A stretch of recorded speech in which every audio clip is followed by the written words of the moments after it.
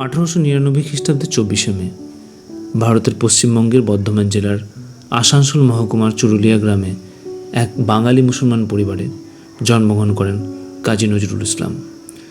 চুরুলিয়া গ্রামটি আসানসোলের মহকুমার জামুরিয়া ব্লকে অবস্থিত। পিতামহ কাজী আমিন উল্লাহর পুত্র কাজী ফকির আহমেদের দ্বিতীয় স্ত্রী জাহেদা খাতুনের ষষ্ঠ সন্তান তিনি। 1908 সালে যখন তার পিতার মৃত্যু হয় তখন তার বয়স মাত্র 9 বছর। পিতার মৃত্যুর পর পারিবারিক অভাব অনটনের কারণে তার শিক্ষা জীবন বাধাগ্রস্ত হয় এবং মাত্র 10 বছর বয়সে জীবিকা অর্জনের জন্য কাজে নামতে হয়। এই সময় নজরুল মক্তব থেকে নিম্ন মাধ্যমিক পরীক্ষা উত্তীর্ণ হয়ে উক্ত মক্তবে শিক্ষকতা শুরু করেন। একই সাথে হাজি পালোয়ানের কবরের সেবক এবং মসজিদের মুয়াজ্জিনের আজানদাতা হিসেবে কাজ করেন। এইসব কাজের মাধ্যমে তিনি অল্প বয়সে ইসলামের মৌলিক আচার অনুষ্ঠানের সাথে ঘনিষ্ঠভাবে পরিচিত হওয়ার সুযোগ পান, যা পরবর্তীকালে তার সাহিত্যকর্মের বিপুলভাবে প্রভাবিত করে।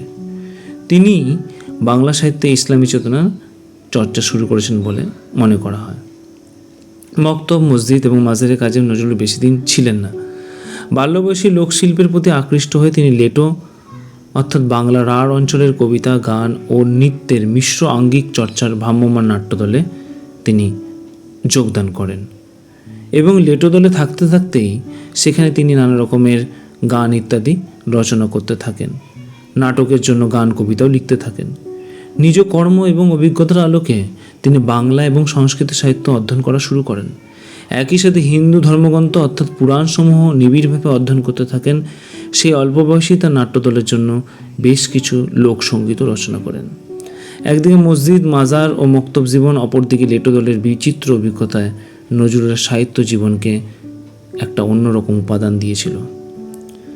নজরুল প্রচুর শ্যামা সঙ্গীতও রচনা করেন।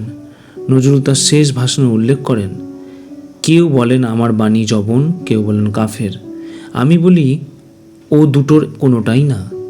আমি শুধু হিন্দু মুসলিমকে এক জায়গায় ধরে নিয়ে হ্যান্ডশেক করানোর চেষ্টা করেছি, গালাগালিকে গলাগুলিতে পরিণত করার চেষ্টা করেছি।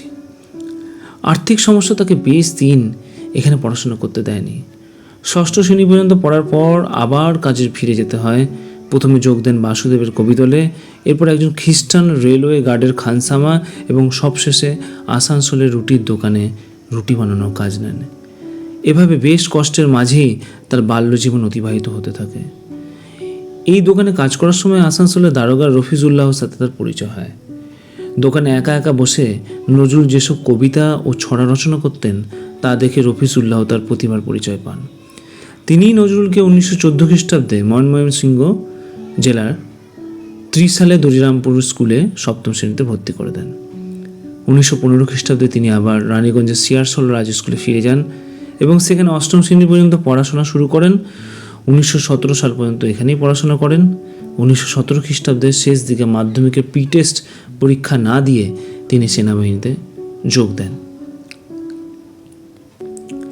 1921 সালের ডিসেম্বর মাসে কুমিল্লা থেকে কলকাতা ফেরার পথে নজরুল দুটি বৈপ্লবিক সাহিত্যকর্মের জন্ম দেন। এই দুটি হচ্ছে বিদ্রোহী কবিতা ও ভাঙাড় গান।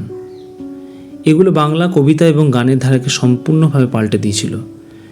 বিদ্রোহী কবিতার জন্য নজরুল সবথেকে বেশি জনপ্রিয়তা অর্জন করেছিলেন এবং 1922 সালে তার বিখ্যাত কবিতা সংকলন অগ্নিবীণা প্রকাশিত হয়।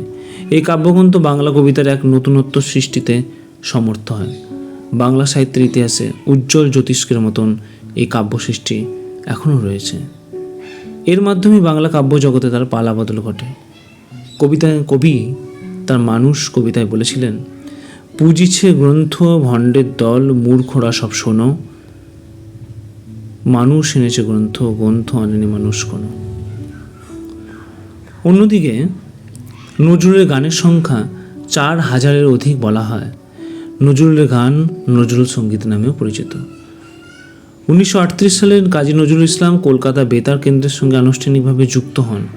সেখানে 3টি অনুষ্ঠানে হারমোনি, নবরাগ মালিকা এবং গীতি বিচিত্রার জন্য তাকে প্রচুর গান লিখতে হয়েছিল। তার গানের একটা অন্যরকম মাত্রা রয়েছে।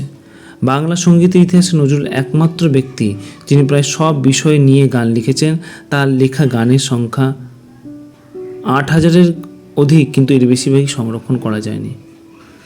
1971 খ্রিস্টাব্দে বাংলাদেশের স্বাধীনতা যুদ্ধের মাধ্যমে বাংলাদেশ স্বাধীন রাষ্ট্র হিসেবে প্রতিষ্ঠা লাভ করে।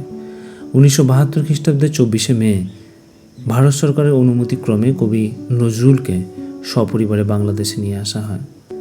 বাংলাদেশের তৎকালীন প্রধানমন্ত্রী শেখ মুজিবুর রহমান এক্ষেত্রে বিশেষ উদ্যোগ নিয়েছিলেন। কবির বাকি জীবন বাংলাদেশেই কাটে। 1976 খ্রিস্টাব্দে নজরুলকে স্বাধীন বাংলাদেশের নাগরিকত্ব প্রদানের সরকারি আদেশ জারি করা হয়। 1976 খ্রিস্টাব্দের 29শে আগস্ট তিনি মৃত্যুবরণ করেন। নজরুল তার একটি গানে লিখেছিলেন, মসজিদের পাশে আমার কবর দিও ভাই, যেন গোড়ের থেকে মুয়াজ্জিনের আজান শুনতে পাই। কবির এই ইচ্ছায় বিষয়টি বিবেচনা করে কবিকে ঢাকা বিশ্ববিদ্যালয়ের কেন্দ্রীয় মসজিদের পাশে সমাধিস্থ করার সিদ্ধান্ত নেওয়া হয় এবং সে অনুযায়ী তার সমাধি রচিত হয়। তবে প্রমীলা দেবীর শেষ ইচ্ছা ছিল তার স্বামীকে যেন তার কবরের পাশে সমাধিস্থ করা হয়, কিন্তু প্রমীলার শেষ ইচ্ছাটি আর পূরণ হয়নি।